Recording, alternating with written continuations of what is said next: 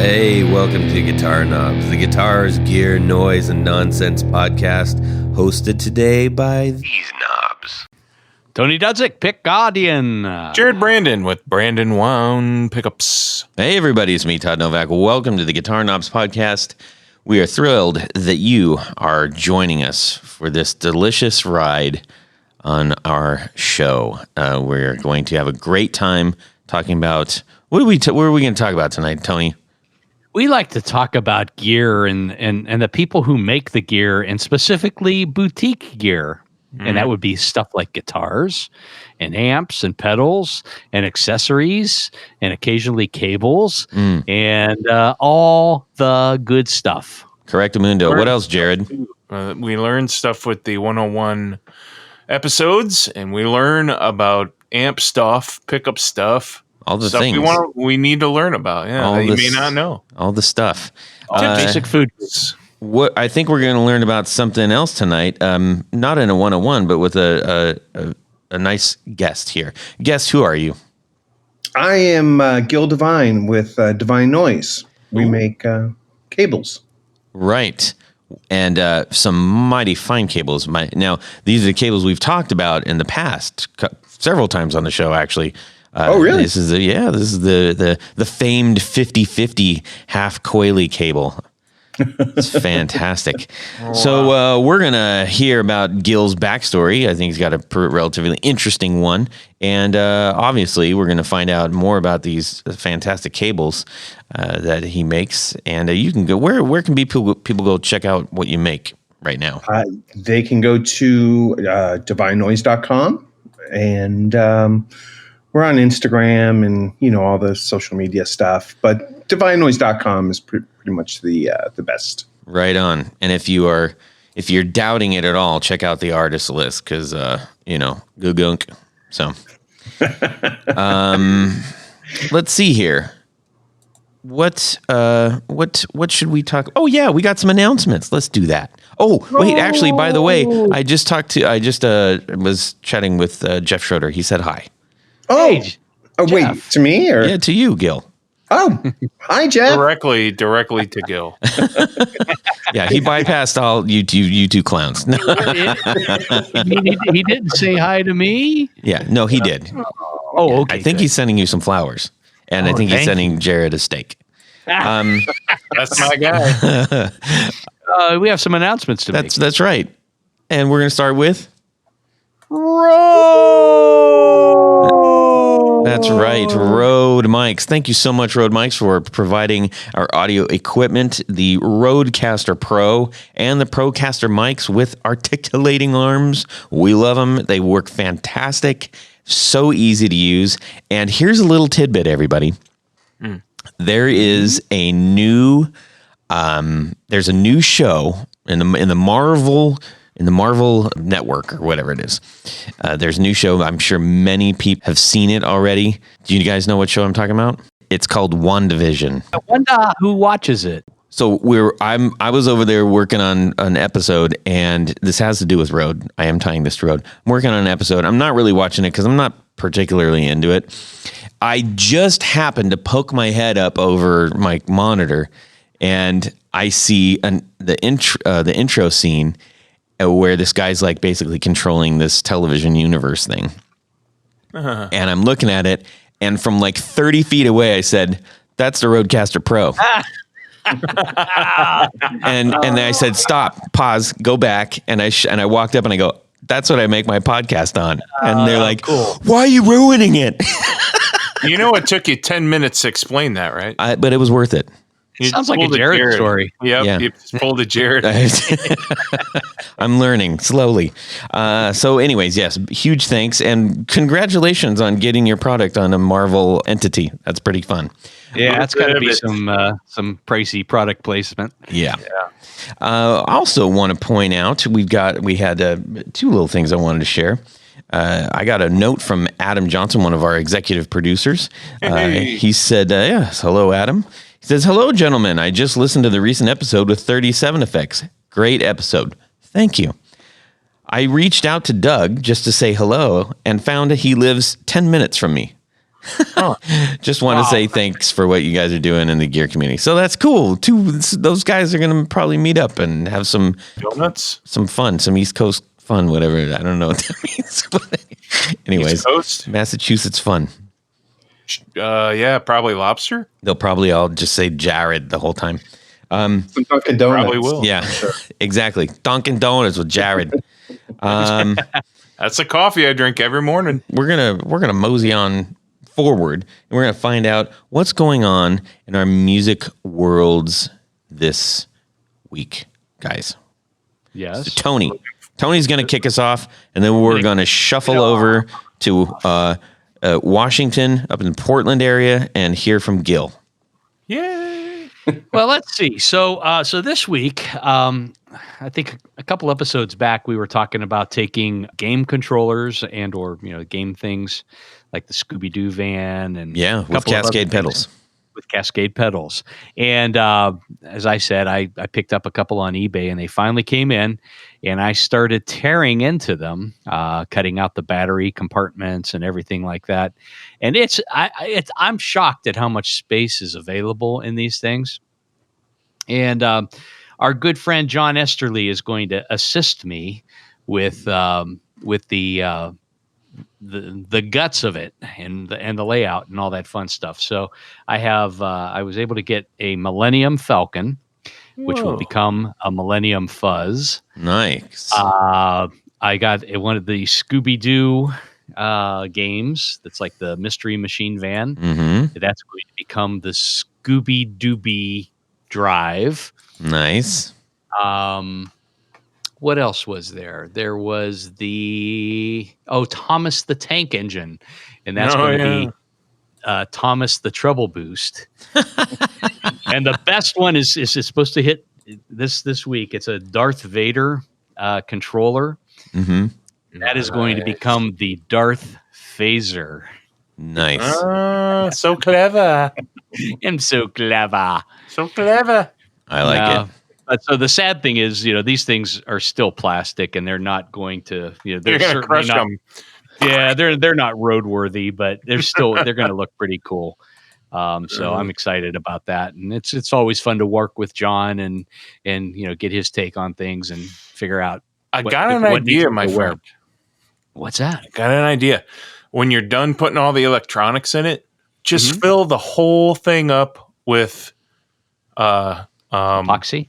Yes, I was going to say tar because I couldn't remember epoxy because everybody calls tar, epoxy tar on the tar bags. Yeah. But yeah, fill the whole thing up with epoxy and it should be pretty solid. Yeah, actually, that would make sense. My only concern is the foot switch and stomping down. It should be protected for the most part. Yeah, I think what I'm gonna do is use a soft switch instead of a hard crunch. Yeah, there you go. There it That'll is. help a little. That's my jam, baby. Yeah, that's what I'm. You can run it over with a car after you're done. So I will keep everyone posted as to how those come out, but I'm excited about that little projects. Nice. I like it. Well, let's hear from Gil. What's going on in your music world? My music world. I've been making other people's cables. I'm still in the Christmas rush. So I've been stuck working long hours, and so that's the only gear related thing I've been working on is work. Although there is a guitar, Silvertone 1446, that I'm thinking about pulling a trigger on, but I don't know if I need another guitar. So you always need that's another. sacrilege. I know it is. Yeah. So that's really about it. I haven't picked up a guitar in probably over a week. The 1446, is that the one that has metal binding on it, or am I thinking of a different model? I think of is it the Chris Isaak model? It is the Chris Isaak model. Yes. Okay. Yep. So yeah, those are very cool guitars. They are. I'm always kind of sketched about ordering stuff online, and I mean it comes from one of our dealers, one of one of our dealers, so I totally trust them. But I like to play things before I buy them. I don't know. I guess stuck in my ways a little bit. Sure. Because I know people like buying online. I'll probably end up buying it. Yeah, I think you should. I know. That's an interesting thing, though. I was considering this the other day, actually, which is like the idea of, shopping for a guitar online versus shopping, like going in and picking it up and playing it and da-da-da-da. Like, I think if you're really, really familiar with the guitar that or the type of guitar, you're probably going to get what you expect to some degree. But if you're not, then, you won't. But it also is like connecting with the guitar. There's some about that, if you pick up a friend's guitar or you pick up a guitar that you want, you're like, oh, this one's got this one's talking to me. Absolutely. Absolutely. I've played a lot of guitars, and I've played a lot of the same model of guitars, I should say. And some have a feeling to them. Some have or no feeling, even exactly. worse. I mean, that's exactly. Sometimes you bond with the guitar, sometimes you don't. Yeah. And it could be the same model of guitar that you bond with. It's an individual thing. Mm-hmm. And one of our requirements to be a Divine Noise dealer is that you must have a brick and mortar store, because I like that. I want other people to value that relationship you have with your local guitar store. Yeah. And the way the world's going now, it's becoming rarer and rarer. That's hard to say, by the way. Jared's mentioned this many, many times on the podcast. I think Tony shares the same opinion, but I think Jared's been more vocal about the brick and mortar thing. It is always nice, and it's really funny. I mean, if you go back through time, the mom and pop stores were the only way to buy instruments back, going back into the 60s, 70s, and even into the 80s. And then, the giant stores started opening up across the country and pushed the mom and pop stores out. And now we're kind of seeing a reversal of that now, because it's some of those giant stores have financial problems. There's still some very cool specialty shops that are opening up, and I'm excited about that, because I'm definitely in agreement. It's nice to support a local business, and especially somebody that's likes music gear enough to roll the dice and open up a store. Absolutely. Yep. I Such think a gamble these days. Going into a big box store, every time you go in there, there's a new face behind the counter. You don't know that person. And I'm not saying this about everyone that works there, but you can kind of tell it's just fake trained hospitality. Yeah. It's a job. You go into your buddies, like I have a buddy that owns a guitar shop in my hometown. I'll go up when I go there to visit family. Pre-COVID. I'll go into the store, and it's like being home. It's like going to a family member's house, because I know the person. Yeah. I'm very close with them. They know me. They'll call me if something really cool comes in that they know that I'll buy, and I'll pay the price without haggling with him, because I want to support him. And I think those are really healthy kind of relationships. In my opinion, and it's very rewarding. So totally. Yeah, I have no problem paying more money going and supporting a small independently owned shop. I have big conflicts with buying from Amazon, and I will never do business with a Guitar Center,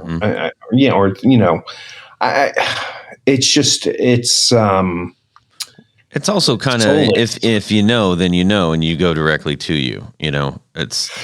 We get a lot of sales. People do buy directly from us, but I always tell people, go to the dealers. They're the one that's they're taking the chance. Support them. Mm-hmm. Don't offer our cables. Don't offer sales on our cables, because we've never had a sale in the 12 years we've been in business, and we never will. So I don't want that. You're right there with Levi's and Ray-Ban. Gee, many Christmas. Keeping good company. Yeah, well, I just, I make every cable, so I don't want someone cheapening my labor or cheapening our product. And man, this got way off topic. That's okay. We were just before we started, we were talking about we've got NAMM coming. The NAMM announcements happened, and all of the guitar switchboards across the country lit up. And we started talking about that, and I'm personally really, really excited about for next January. But we were talking about the experience of specifically the Nashville NAMM experience, where we went there, but we also spent like 2 days just going to all the guitar shops because the concentration of it doesn't exist anywhere else. I mean, it just, I at least I don't think it does. Maybe I'm wrong, but there's some New York's got quite a few still, like in a, you can get to them in a day for sure. Chicago's got some great shops, really. True. Yes. But when you go to Southern California, you're not, that's kind of, you got to drive forever to get to anywhere. Yeah. It's the land of, Guitar Center, and there's guitar centers everywhere, and if you're into that, they're around there. But I'd much rather go to a place like Nashville or Chicago or New York. Just spend an hour and a half just looking at every single thing in Carter Vintage. Like that's worth the price of gas to drive there to do that. So, or Rumble Seat, or pick a shop, East Side Music Supply. It's like it's fantastic. So, anyways, so why don't we shift over to find out what Jared's been doing besides hustling on awesome pickups. I mean, I got a new project that I got on another one. Yeah. Oh, he's a project dude. I could not help myself. I love the SG. And really? I love. Well, I mean, I know you love the SG. You got like 7 of them. So my first, I've sold some of those. Okay. My first SG when I was 16 was like a 1973, 74, and those were made. Is that when they started making like the walnut colored ones? Yes. Yeah. Those were mine was cherry though. Okay. But that's when they were really spitting them out of the factory. They weren't. The standards were actually done pretty well. Those were quality guitars. Mm-hmm. The standards were, and the one I had was a tank. It was great. I was looking at a project on it. It was just a husk. So just the body. The carcass? And, the carcass. Mm-hmm. And there was a custom going for like $700. Mm. So it was an SG custom. So what that means is it has the diamond inlay. It has the binded headstock, diamond inlay in the headstock, kind of like a Les Paul custom. Mm-hmm. And had nice big square inlays binding on the neck, and then a body with comes with the 3 pickups. That sounds pretty cool looking. Yeah. So it's like the original Les Paul SGs. Yeah. 62. Yes. Yeah. But this one had a stop tail. So I'm like, all my SGs that I have, none of them have stop tails. So I'm like, this is a really cool. But the one thing I didn't like about it is, 2 things. I didn't like the headstock repair, but that's why I was going for so cheap. Mm. And then the color was that walnut. Mm. Me no likey the walnut. Really? I hate walnut. There's something kind of cool about that one. Yeah, not. It's cool if it's on an acoustic. It's cool if it's on an acoustic guitar, right? Or if you're in like Foghat or something. Yeah. Put a bunch of stickers on it. But anyway, or if you like changing baby diapers. Yes, that's what it reminds me of. So yeah, I picked it up for under 13. So which is really cheap. One of those with all the original parts on it that's in okay condition, go anywhere from $3,000 to $5,000. So Wow, Jesus. yeah, 5. Oh, if it's really clean, maybe in the 6,000s. Wow. So Jared, are you going to share with your thoughts on what you would like to do with this guitar? Oh, I know what I'm doing with it. It's going to be purple sparkle, baby. Oh, that's cool. Yeah, I'm not going original color. That's really cool. Yeah, I'm not. Another fun fact about those, I don't know if anybody remembers what the harmonica bridges look like. Yeah. And I think when I was talking to Tony, for some dumb reason, I called it a banjo bridge. But it's called a harmonica bridge because it's really, really wide. It looks like a harmonica. Is that the Nashville Bridge? It's right before the Nashville Bridge. Okay. It's if you look up harmonica bridge, like Gibson Les Paul or Gibson SG harmonica bridge, you'll be like, what? Yeah, it's a big rectangular bridge that has It's slots in it, and it just it's definitely it's a big honking piece of metal. Yeah, That'll look cool. It's almost as big as the golden ticket in the Chocolate Factory movie. Oh yeah. I totally know those bridges. Yeah, so not going to put one of those on there. I'll probably just go with I'll go with a Nashville on that. So probably Gold Hardware, Nashville Bridge, Purple Sparkle. Like it's going to be the Prince SG. Jiminy Christmas.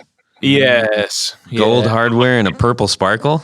Well, you've seen Jared's Prince tribute, haven't you? Actually, G.E. Smith inspired me to get that. I remember seeing G.E. Smith on SNL in the 90s, and he had a Purple Sparkle Jazzmaster he was playing. So I'll always remember that. And you only had like a few seconds to look at the band play before it went to commercial. Right. Well, Jared likes the Purple Sparkle. I do. That's cool. Yeah. That's fun. That's great. Yeah, you don't have to. I think that one of the cool things about you picking that one up, even if it has a headstock repair, as long as it works, is that you don't have to worry about like, oh, am I ruining it if I change anything? They already ruined it when it was brand new in the color of walnut. So. That's the great thing about buying, carcasses is that you can make it exactly how you want it, and you don't have to worry about, making it. There's no reason to pay for, overpriced, overinflated original parts for that thing anyway. Yeah. Absolutely. I mean, the guitar should do what you want, or they should work how you want. That's I can't see ever buying a pristine vintage guitar. It's just I don't want to have to worry about it. Right, you want to play it. Want to play it. I want to beat it, and I don't want to worry about a scratch, and or I don't want to worry about, oh, is this original? Is this original? Just play it, and if it sounds good, then that's kind of the important thing to me. Yeah, exactly. That reminds me of something. I saw a post today. I can't remember. Somebody was working on. It was I think it was like a. It was TV Yellow Junior, like from what is Tony knows the age on, was what, 50. Late 50s. Late 50s, yeah, 50, whatever. And this thing was like in pretty rough, the body was in very, very used condition, but it was still super, super cool.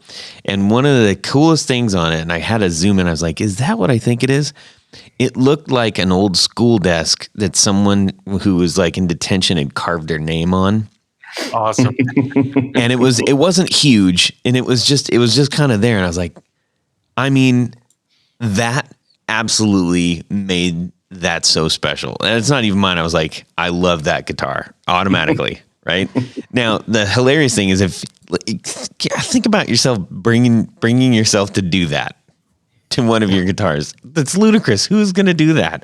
But somebody did back then, and that's super cool. Yeah, I have a 72 Les Paul Gold Top that someone routed. I bought it as a carcass, and someone had routed out a third pickup in the center. They were obviously an Ace Frehley fan because they also they carved a star in the headstock. So that's cool. I mean, that's kind of fun. You got something. I filled it in. It's been filled in, and I wouldn't like that. Yeah, but it's one of my favorite guitars. That's cool. Now, let me ask you guys, is there a place, since we're talking about carcasses, I don't know that everybody knows how or where to look for those, because I think it's an exciting thing. I'm very interested in this subject right now. Last week I was talking about my birthday coming up, and they're like, oh, you should get a guitar for your year. And I started looking, I was like, well, only if I sell my car, both of them. So a carcass is something I can maybe get into. Where would you guys tell people to go look for that kind of stuff? I mean, I usually go to eBay. There's a couple of sellers that I deal with, and if there's a particular instrument type you want, like Gibson Project or Gibson neck body, do a search for that. Reverb usually has a couple of sellers on there too that, it's kind of, some people are real uptight about what some of these sellers do, which is to take a guitar and take it apart and part out, the pickups and the metal parts and the tuners and everything else. But I kind of look at it as an opportunity to be able to, I think, as Gil said, put something back together the way that you want it, with the pickups you want, with the tuning machines and the bridge and everything that you want, and usually at a much reduced price. I've done it a dozen times, maybe more. That's great. It's the way I used to look for guitars. I don't know where to to do that now. I mean, I did a lot of my buying and looking and shopping for carcasses in the mid 90s, where I'd go to an old guitar store that does repairs. They always have stuff that piled in the back room. That's where I used to get it. I mean, back in the 90s, you could still buy. I mean, that first SG I was talking about earlier, heck, I paid $500 and it was in mint condition. Now you can't touch something like that for less than, $2,500. Yeah. I mean, back in the 90s, you could still get really good stuff for cheap. Yeah. Yeah. I guess in hindsight, This is reminding me that I was speaking with some folks from a place called on Instagram. They've got a thing called Sonic_Artifacts, and it's a new podcast that they're doing. And it says, hey, love what you do and have been a fan of your podcast for a while. Thank you. My friend and I started up a gear podcast highlighting the best deals in NYC and LA on the used market. New show every Tuesday. So one of them's obviously in LA and one of them's in New York, I think. Okay. But that's, talking about finding, weird, wild, good deals. That might be something to check out. That's Sonic Artifacts. Thanks for dropping us a line, guys, and good luck on your show. Yeah, that's a great opportunity if you're around there. Indeed-a-roni. Let's see. Moving on to me. How about you, Todd? Well, thank you, Tony. I had the delightful opportunity not only to visit my good friend Tony in person at the door. We exchange gear all the time, and I said, Tony, I'm thinking about some different pickup stuff, and do you have something with like a TV Jones and a solid body? And he says, duh. So I came over and he brought out a case and I got to go home. And so I was playing with that. It was really interesting. I hadn't played one before. I'd never played a TV Jones. Sorry, everybody. Tony, can you just tell anybody who may not be familiar with a TV Jones pickup, can you elaborate on that a little bit? Well, yeah, Tom Jones, who is the TV in TV Jones, his whole niche of pickups were Filtertrons, and in fact, Gretsch hired Tom to redesign the D'Armond style pickups for their Japanese line. when they first started putting those style of pickups in that. The Gretsch custom shop and most of the upper end models use TV Jones Filtertrons, not just Gretsch pickups in their guitars. So he's kind of like the Filtertron Gretsch style pickup guru. He also makes high-low-trons. What's a high-low-tron? High-low-tron was kind of it's essentially the same shape as a Filtertron, but it's a single coil pickup. Mm. So the humbucker would be like a goodbye Tron. That was terrible. Yeah. Sorry. Yeah. I was sitting on that. I was like, what can I do? Think fast, Todd. I thought fast. It just wasn't very good. Yeah. Sometimes fast does not equal good. But yeah, so the guitar that I lent to Todd to give a try out has one of TV Jones. Well, it's got a classic, which is basically his version of a standard Filtertron, coupled with a Powertron actually a Powertron Plus in the bridge, which is something that TV Jones designed for Billy Gibbons from ZZ Top. So I that's kind of my go-to combination for things in the bridge. I usually put the Powertron Plus and then a standard classic in the neck, and it's a really nice combination, I think. I mean, there's a lot of juice in the Powertron, as you probably found out. Yeah, I found that it kind of, what I didn't like about it is that it was perfect if you were doing no pedals. I could understand that because it sounded like it was already distorting. Like when I put it with my pedals, I was losing that clarity. I was gaining some not distortion, but I was gaining like an overdriven kind of borderline, like really, really, really low fuzz sound. Mm-hmm. And that's a hot pickup. So yeah, I would want a not hot pickup then. Okay, well then you're probably looking at the classic or a classic plus. Okay. All right, thanks. And a side of fries, please. Oh, hey, by the way, yeah, if you wanted something like that, let me know. I can do those. All righty. Oh, well, look at that. We got a pickup builder. Who knew? Who knew? All right, gentlemen. Well, we are going to forego the 4 on the floor. Yeah, it's all right. It's all right. Gil just was like, yeah, I'm gonna bypass that, and that's okay. Not everybody does it. Not everybody wants to, and that's a-okay. Is that a true bypass? Oh, very good. Very good. Okay. Full 2 points. Begin. So, Gil, you still with us, right? You still there? I'm still with you. I'm right here. Perfect. We need to find out a little bit about what you provide to the guitar world. And then I want to dig in a little bit about, we'll start where you are and then we'll kind of work our way backwards. How about that? Well, start where I am and work backwards. Well, okay, yeah. So you are making some really excellent guitar cables, and specifically that you're specializing in the coily types. Is that fair to say? Oh yeah. Specialize. They're known for maybe. Yeah, they're quite popular. Okay, they're popular maybe. a lot of people use our coil cables. It's the same wire though as our straight cable. Mm-hmm. We coil our straight cable to make a coil cable. So I think we might be one of the only ones that do that. Most companies buy existing coiled wire. Really? I didn't know. So that's interesting.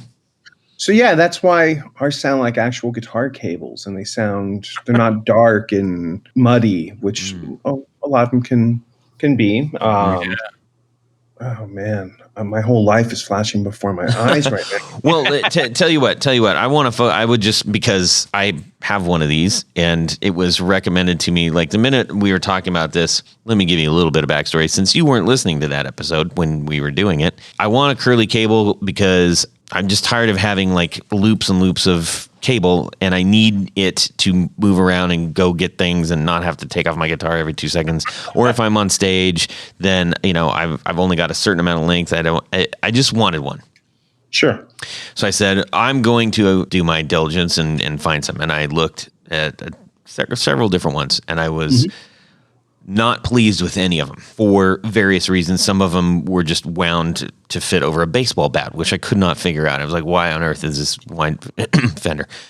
It was just like, this is ridiculous and super heavy and very short. I'm like, what's the point of this? I don't understand. My thing is, and I've used rattlesnake cables for ages. And what I love about Hank's cable is, number one, they're virtually indestructible. They sound great, and they've got the snake head cable that it calls. So he's got a casing on it, a nylon flex kind of casing thing that goes. Flex stuff. Yeah.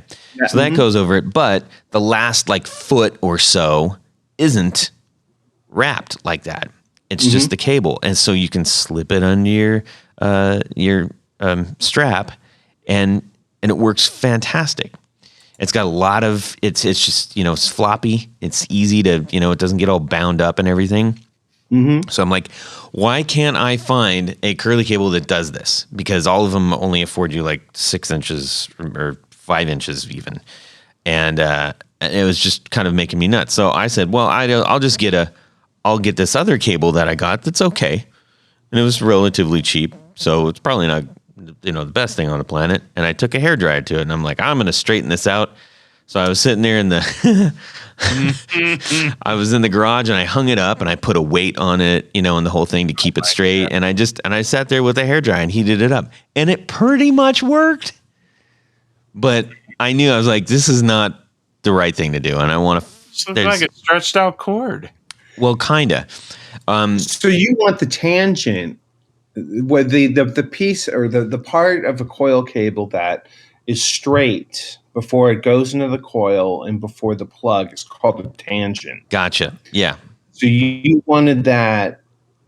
You wanted that long. Yes, I needed it longer so I could, do the right up under your strap and all that business.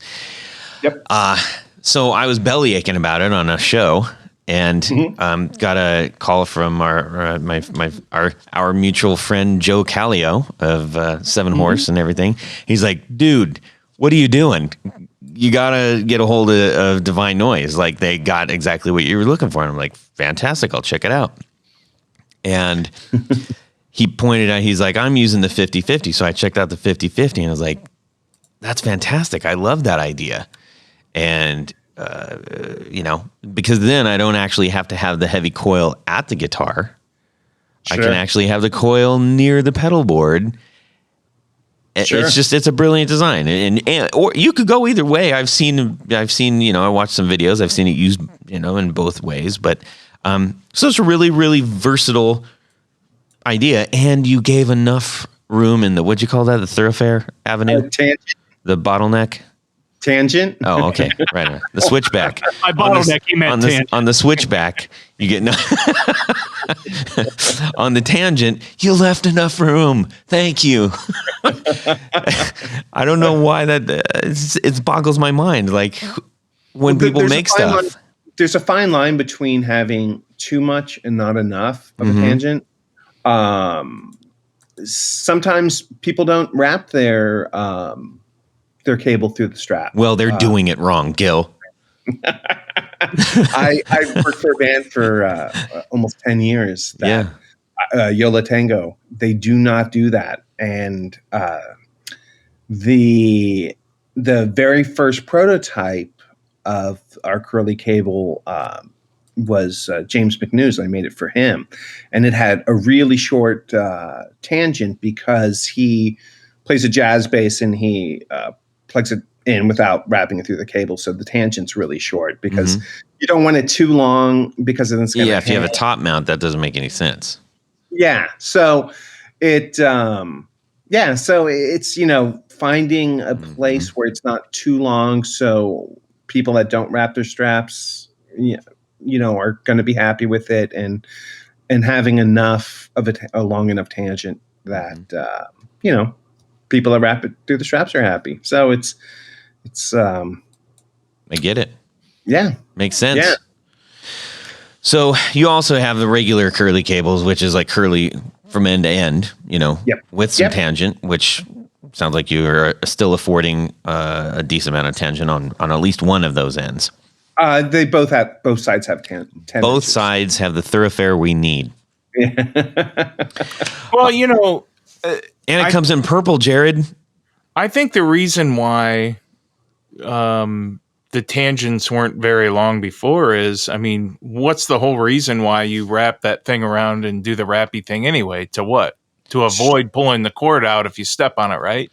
Yeah, for the most part. On a curly cord, you have all that buoyancy from the boinging of the curliness of the cord. Yes. You have all that less and weight. Elasticity. Yeah. So I think that's probably why you don't. It wouldn't be so, terrible if you stepped on the cord with a curly cord. Mm. I think that's why. But if there was enough tangent, I would just do the same. I would wrap it around too. Yeah, because that's just what you do. Yeah. I'm interested. You mentioned that a lot of curled cables coily cables sound dark. Yep. Yeah. Now, and that's just due from using a high capacitance wire, a kind of a cheaper wire that. But since ours is made from our guitar cable, it has, a much lower capacitance than those other coil cables. Mm-hmm. And it's 30 feet of cable. Well, ours is 30 feet. Curly cables are, anywhere from 20 to 30 feet. And, that's a lot of wire, especially if you're using a high capacitance wire. Can sound really dark. That's why, is because of all that wire. Well, and to be clear, it's not 30 feet as coiled. No. It's shorter. You are using 30 feet of wire, but it's coming out to like 20. 5.5 feet. It's coiled up. 5.5 feet retracted. So the coil cable's not being pulled. That's it being retracted, and that's brand new. So it's you can probably pull it at 20 feet. Any more than that, you just need a wireless, right? Yeah, they get pulled and tugged, and they still last forever. Yeah. We have curly cables that have been on the road for over 10 years that that still are great. And yeah, the only way when we first started, people were asking for us to do a coil cable. And the only way I would do it is if I could do it with our wire, so it sounded good and that it was reliable. Because at the time, we're talking 2009, there weren't really many reliable coil cables on the market. Mm-hmm. So still aren't. Yeah.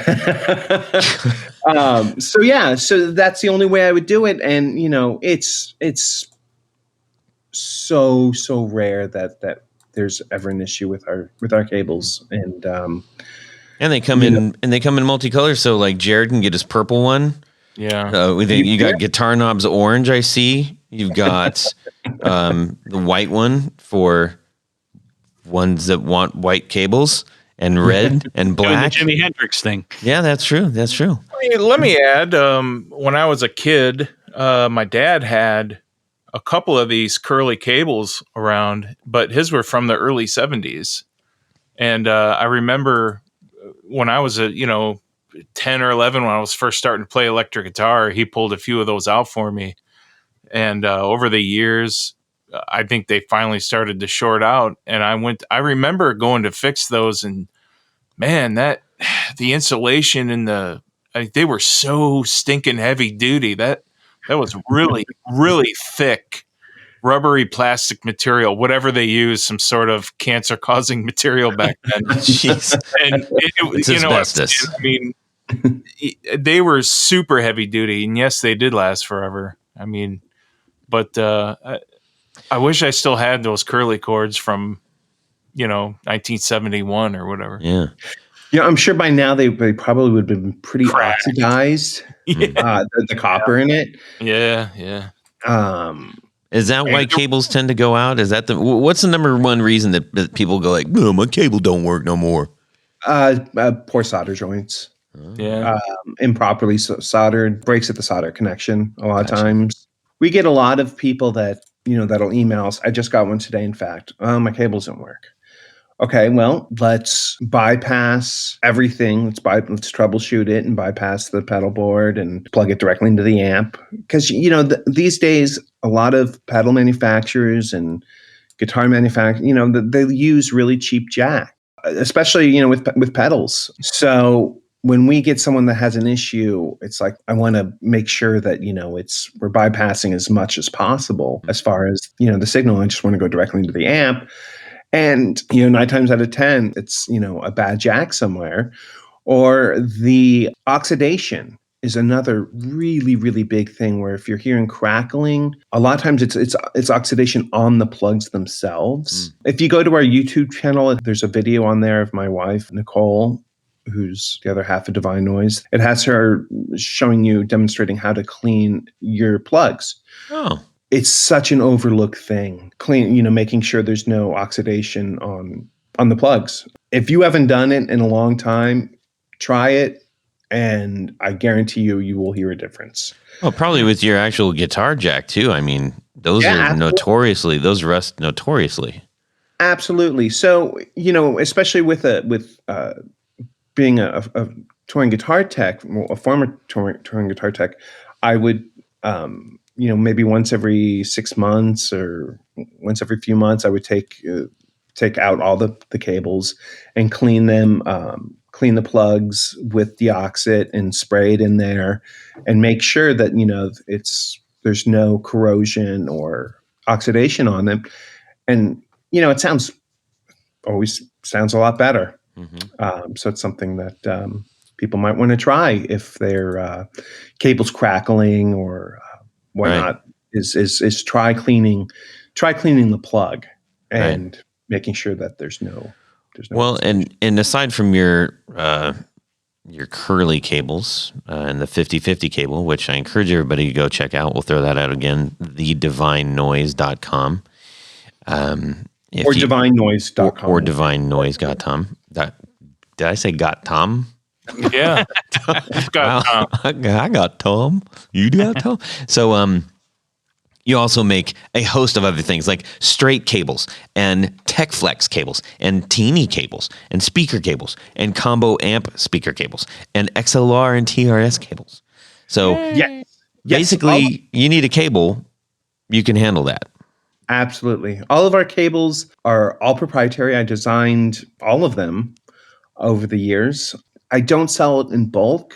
I don't sell our cables in bulk. The biggest thing is that it has my name on it. So I want to make sure it's built properly. My biggest fear is that someone will have a bad cable and they look, oh, it's a Divine Noise. These are crap. Well, if I were to start selling it in bulk, anyone could build it, and then it would. Sure. Yeah, that's not good. We don't need that. So it's all about quality control with us. We're kind of obsessed with quality control. I like that.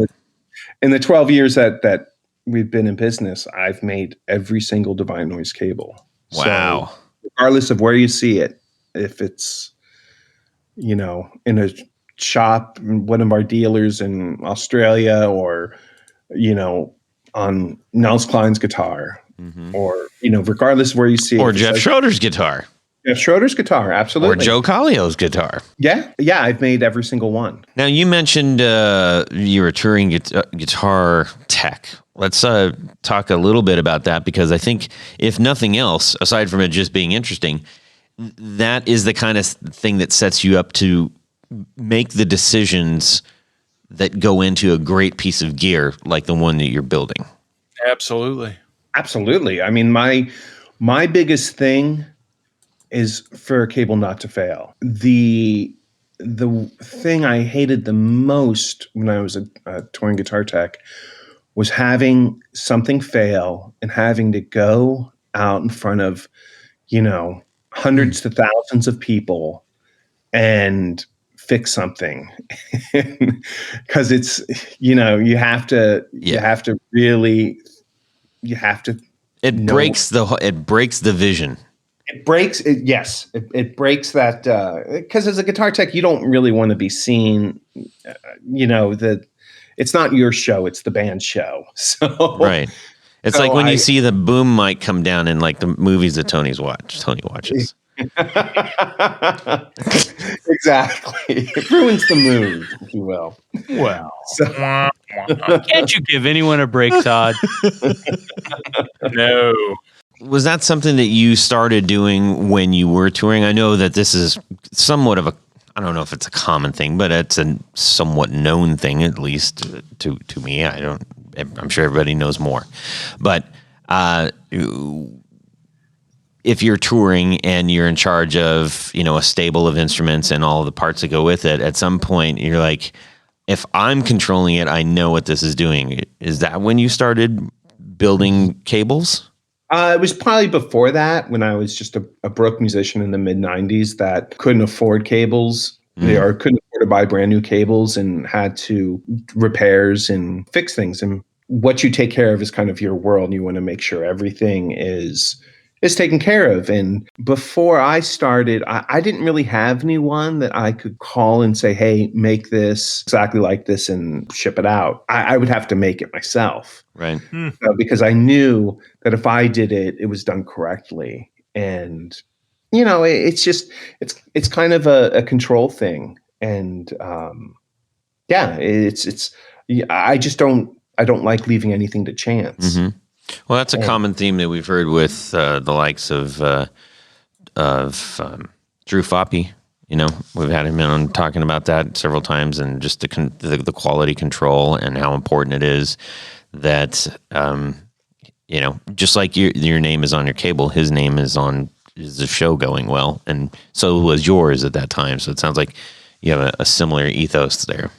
Oh, absolutely. I mean, when it's your career, when it's, how you live, the most important thing to you is your name, because it doesn't take too many bad shows or whatever. Things get around, you get a reputation so you want to take care of everything, and you want to make sure everything is as best as it can be, really taking your job serious. So, Gil, I really appreciate you going through all of the notables about these cables, and I really do encourage people to go check them out. I got one myself, and I really, really like it. I'm going to actually let Tony check it out as well. He was curious about it. I was. I think we talked a couple episodes back in when I was playing a lot more in the 80s, I had an old Whirlwind half and half cable. Yeah, that's where the half and half thing got started. Yeah. I think it was called a Constrictor. It might have been, yeah. That's kind of how ours came to be. Was someone that worked at True Tone Guitars in LA asked me if I could build something like that, and I had no idea the dimensions, so I kind of based it on our Curly and made them 30 feet, and it really did come in handy. Although it eventually did. I think the end broke on it because of if I had that end plugged into the amp as opposed to going to a pedal, it would the weight of the coil would pull down on it considerably. Sure. Yeah. Sure. Well, that's pretty cool, man. I appreciate that. Everybody needs to go check that out, divinenoise.com, and get yourself into one of these here cables, and any one of the types that they offer. You don't have to go get the 50/50 if you don't want to. Get a different kind. Surprise yourself. We're going to mosey on over to Jared's house. That's right. Ladies and gentlemen, it's time for our little favorite game, which nobody wins except me, called Would You Rather? That's a nice one, Jared. Yeah, thank you. This week's Would You Rather. You're walking down the street. Gosh, and you that hurts. And you run into your good old buddy, Claudio Cunha. And Claudio has a question for you. So He's you're in like, "Hey, man, Brazil? it's where you are. Okay, so Because- we're in Brazil. Yeah, it's Sounds awesome like. food, by the way. Yeah. He's like, hey, man, I got a question for you. Mm-hmm. So, say your favorite guitarist that has passed away, right? So, a dead guitarist that is gone. Yeah. Well, yes, synonymous with passed away. This is going well. And not coming back to life. Would you? Thanks would for you the rather, clarification. But however, would you rather resurrect your favorite dead guitarist for a tiny private concert, one night only, and then they go back to being dead, or have your chosen artist's most iconic guitar forever? So you either get him back for one night only, or you get to just have their guitar forever.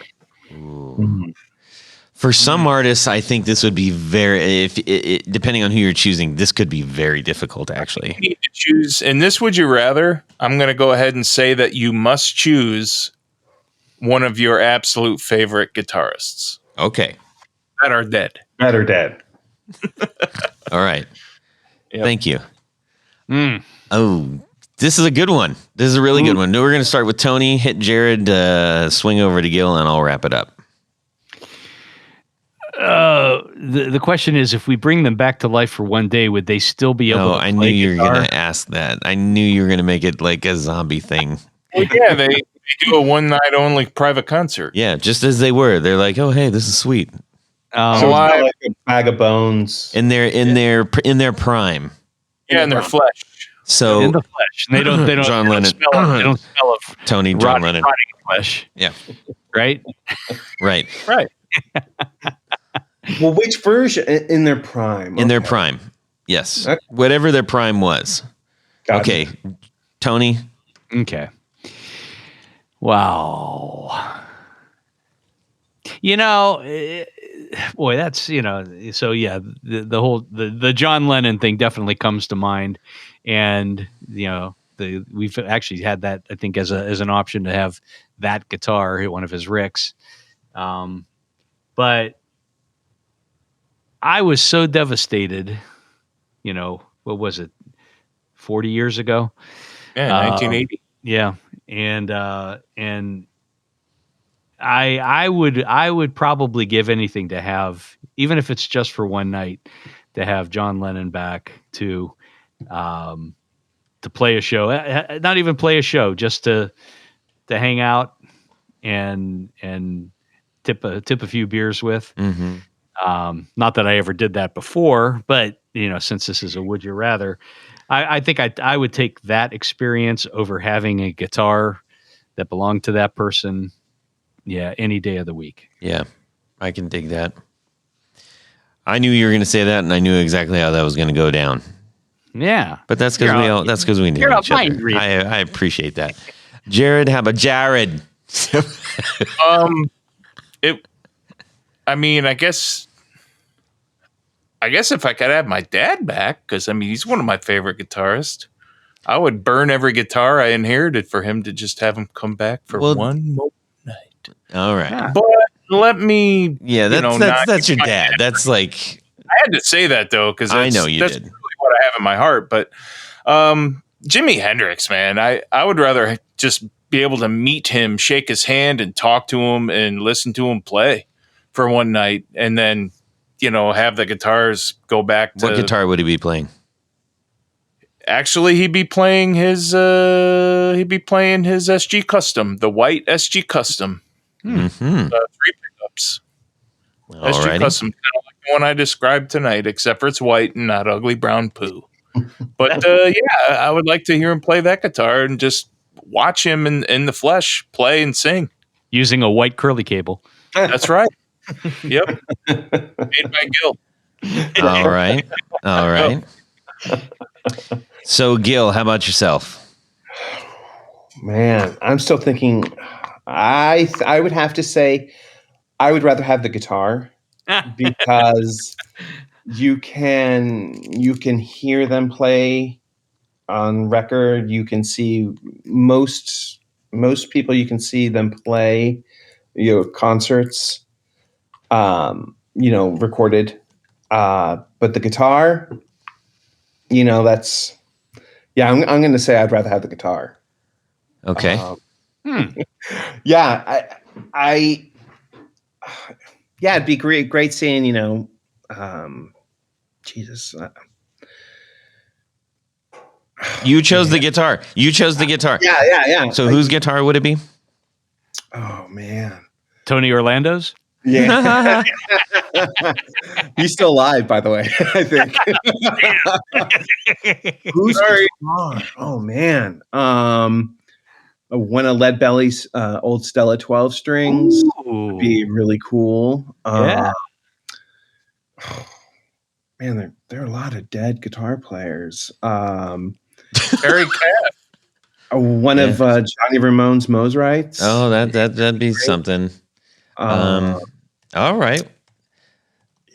Yeah. I mean, geez, there's not that I'm a huge huge Ramones fan. I'm a big fan of Mosrites, but Okay. yeah, that so many guitars, so many dead people. It's hard to choose. Yeah. But definitely the guitar. I would definitely use the. Interesting. Yeah, I've seen a lot of shows, and I've worked at a lot of shows, and although it'd be great to see, say Jimi Hendrix play. Yeah. I can watch it on video and still have a guitar after. You get the guitar is going to last longer. You get one night. Yeah. That's true. This person. And there's also Van Halen. Yeah. Oh, yeah. There you go. Yeah. And there's always the danger of meeting one of your idols and being crushed and disappointed. Yes. Forever, I would repeat. Why did you bring me back? You brought me back. Yeah. All right. I think I might surprise you guys here. This one I struggled with a little bit. I kind of vacillated on a couple different things, but when I came down to it, when I was going through them, I hit this one and I got my heartstrings kind of like pulled a little bit. And I would definitely want to have a private show with Tom Petty. I would need that would be the thing for sure. Like I would be an emotional mess for sure. But hey, we saw him live together the last time. We sure did. And he would be playing probably his on the what is it? How about the 340 Fireglow? Oh, Which one? The one that's on the cover? That's a 660, isn't it? Yeah, 620, 660, whatever it takes. But no, I like the bigger one. I like the big. Yeah. I like the bigger one. So. Oh, okay. Yes. Yeah. Everybody likes the bigger one, right? Yeah. Well, hey-o. Anyhow, so that's what I would do. I think, for sure. Nice. Yeah. I like it. Yeah. Anyways, so Gil is on his own island this time. Yeah. I'm usually on an island by myself. Well, it's kind of hard thinking about it'd be cool to have somebody come back, but I'm like, there's got to be an emotional connection there. Yeah. It can't just be because, it can, I suppose you could make it do whatever you want, but that's where because I was going with the guitar, but then I was like, no, that would, because even now there's some songs I'll be making dinner and I'll hear that, or I'll be driving and it's like, it just tugs on the heart because nobody likes anybody else that has somebody's like, I don't like Metallica. What's his name? Kirk Hammett. I've liked that guy forever until he had, ended up with Peter Green's Les Paul. Oh, that's right. No, it just you don't belong having that guitar. What? Why not? Guy's got all the money in the world. Why can't he have that? Said so. No, because he has it. He shouldn't have it. Why? Because I just don't like it. So I actually saw him last year, but nice guy. Yeah. But I don't know. Next time you see him, you should tell him that. All All right, everybody, we're going to, so we got to thank a few people, and then we're going to wrap this little ditty up here. Tony Baloney. Lordy, do we have some people to thank? Take your time, Tony. Okay, thanks, Jared. I think I will. I'm going to stretch this a little bit. Yeah, let's not. At this point of the show, there's a special group of people that we love to thank. These are our executive producers, and these folks help make this podcast possible. If you would like to become an executive producer, head over to patreon.com/The Guitar Knobs. You can find a couple different levels in which you can participate, and there's plenty of great thank you gifts, including things like T-shirts and barefoot buttons and stickers and picks and, oh, geez, all the good stuff. Keychains. Did I say keychains? Yes, I did. All the good stuff comes your way. But there's a very special level, our executive producers. In addition to all that great stuff, they get one more thing. What is that, Jared?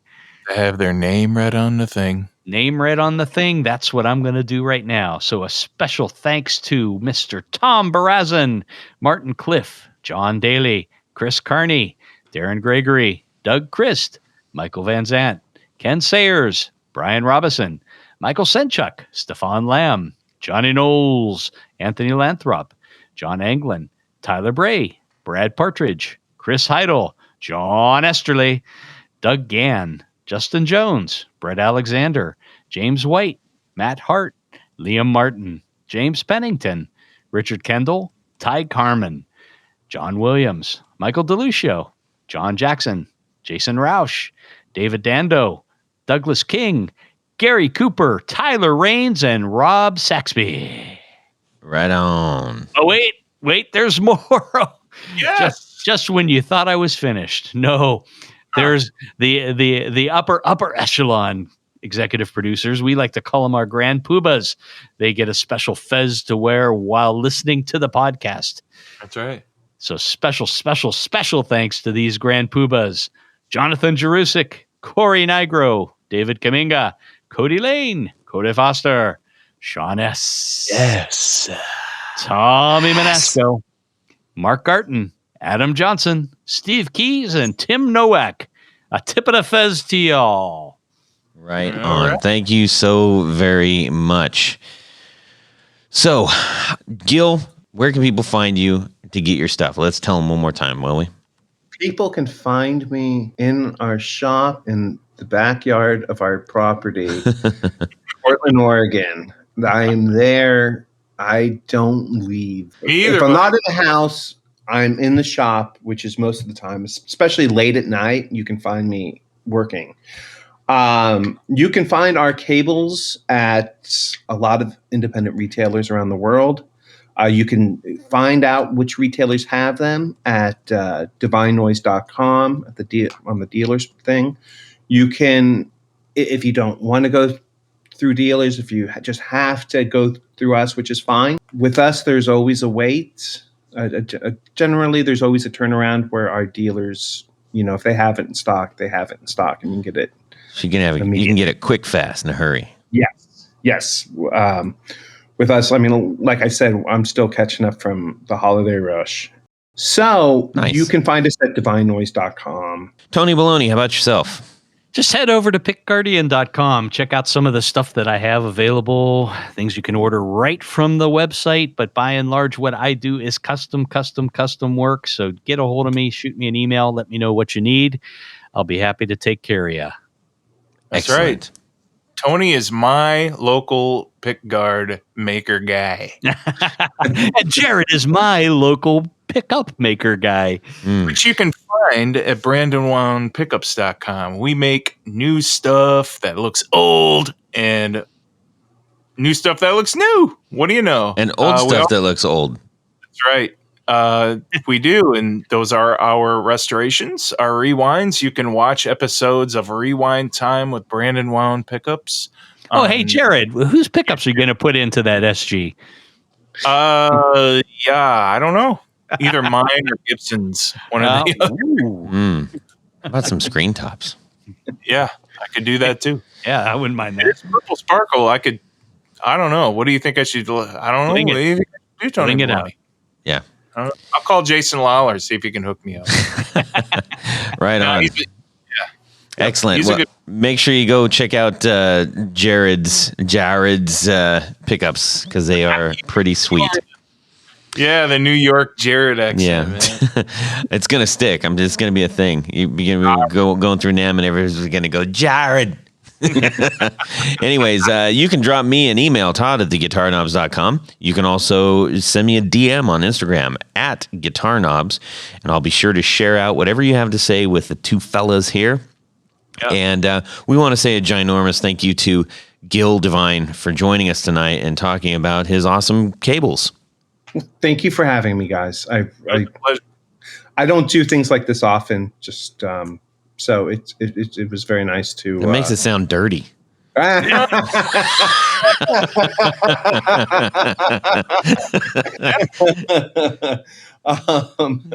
Yeah, Funny. it was quite painless. Thank you very much for that. Good. That's what we shoot for. Yeah. All right. I will wish everyone, along with my two co-hosts, Tony and Jared, whom I love and respect, to have a great guitar week. All right, what do you need now, Todd? We'll talk later. And subscribe! I wonder where Tony Baloney is. Wow, you sound fantastic. Wow, thank you. Yeah. Must be the mic on MacBook Pro. Or your swarthy voice. I'm not really sure. Jared, you're so full of information. I know. Tony Baloney's usually right on time. There's not a lot of steak or, pizza or good shit like that. It's all veggies, chicken. Lasagna? It's all dog. So wait, you're all saying in ramen. Korea there's not a lot of pizza? You shrinking? Yes, on that keto stuff. Yeah. I've lost about 12, 13 pounds. Yeah, so. and an inch in height. That's amazing. There's no sandwiches. Yeah, but I haven't heard that, so it's funny to me. Yeah, it's usual. Jared. Oh, Tony Baloney. That's No lasagna. Well, that's it for these knobs. Please visit our Patreon page at patreon.com/theguitarknobs. Visit our website at theguitarknobs.com for all of our past episodes, 4 on the Floor blog, and other good stuff. You can connect with us on social too at our Facebook page and share your gear and stories on our Facebook group. Also, be sure to check out our Instagram at guitarknobs. Catch you next time.